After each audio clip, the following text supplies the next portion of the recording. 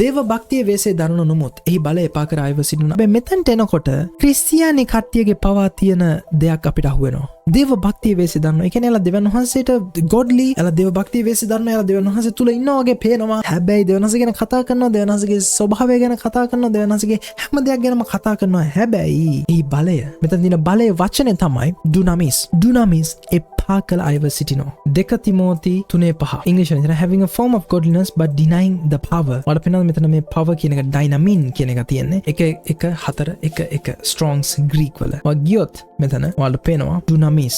පේනවද?